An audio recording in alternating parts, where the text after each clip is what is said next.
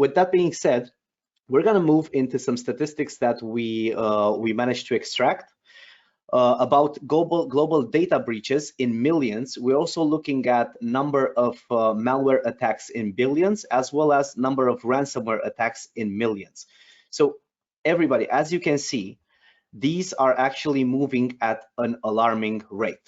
We had, if I put a laser pointer, just a second over here, we had over here, if we notice, Q4 is usually something that spikes, right? So in Q3, this is the official number reported. We had almost 15 million global data breaches.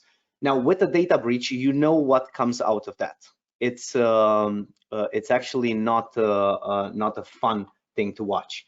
Now, we are waiting for the Q4 results, but I'm estimating with what's happening on the globe right now that we will be around 17 million. And also Q1 2023, usually in Q1, we either see a drop or we either see a huge spike.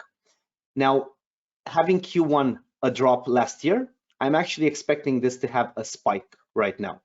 So I'm curious to see what's your opinion in the audience, right?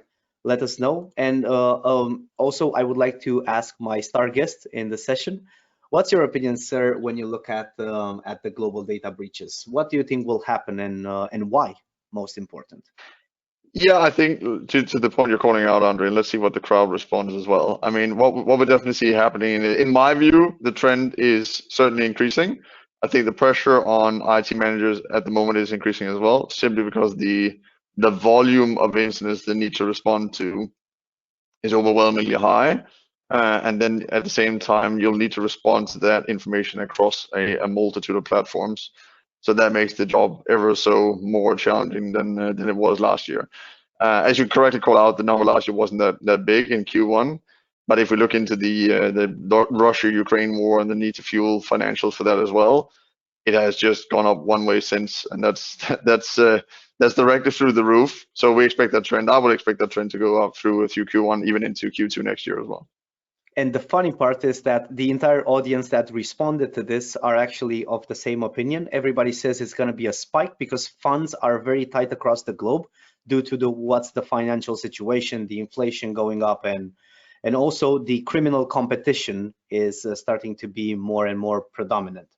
Now, if we look at, and you'll have a second point to that, actually, or a second follow-up point for that, because at the moment we've seen in good chunks of the EU and the US that businesses have started to lay off employees. So there'll be a bigger crunch, I think, on the economy as well, which will further fuel the malware economy to go up even further. So that is going to be a really interesting Q1, I think, where we all need to hold on to something that can that can stick to the wall. Let's put it like that.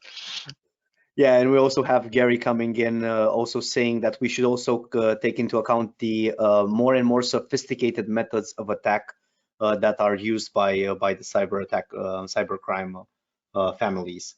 So it's going to be interesting. Now, looking at malware attack in billions, right now, if we look at the graph over here, we will notice that we have a 2022 H1, which is about 2.8 billion.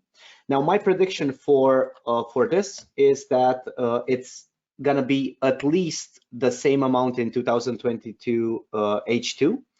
It's still not in yet as an official number, but again, there's a lot of attention going towards the Russia-Ukraine war, and cybercrime has been a bit diverted. Now, about 2023, I actually think that we might even see a big increase with at least 1 billion extra versus the previous years.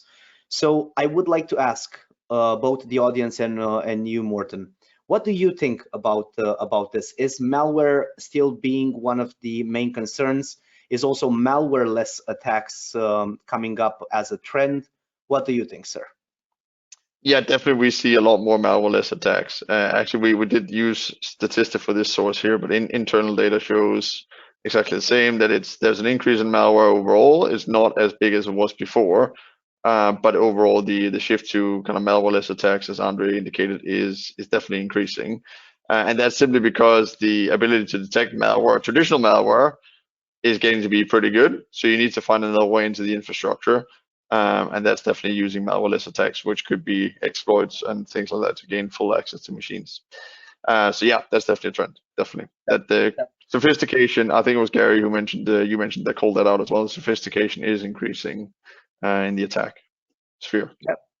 And that's super interesting because people are also are voting on malware and phishing, malware as a service growing, more attacks. We actually see a lot of people in the audience saying that even if malware is already being detected, that there will be more attacks, not less. And last but not least, we have Rob saying something super intelligent. People are still the simplest attack vector that will be used in 2023. And we do agree with that. So that's why we want to at least make things in a way that this is at a minimum risk. And last but not least, we have the ransomware graph, in which we can see number of ransomware attacks in million. We have the 2022 H1 data. Now, H2, going by a simple prediction, a doubling of the H1. However, I do think that 2023 will hit even harder over here. So I'm expecting to go around 800 million. Again, audience and Morten, what do you think about this, about ransomware attacks? Yeah, on the ransomware specifically, I think this is really interesting. It's true the number has kind of on an average declined throughout H1, but if you look at the payouts, they've just gone through the roof. And that means they've been a lot more targeted in hitting bigger businesses who have more capital ready rather than going for the small fish. And that's not to say the small fish have not been hit, but the smaller businesses are more inclined to get a smaller breach than a bigger one. And they've been kind of used as cannon fodder for the bigger campaigns that have been run out towards the bigger businesses. That's also a point I'd like to touch on later, but there's no doubt that the cyber criminals are willing to go to bigger risks of completing their objective in the coming year, for sure. That's interesting, and we do have everybody being on the same opinion. They're more targeted, even if they might be fewer, they are more targeted. So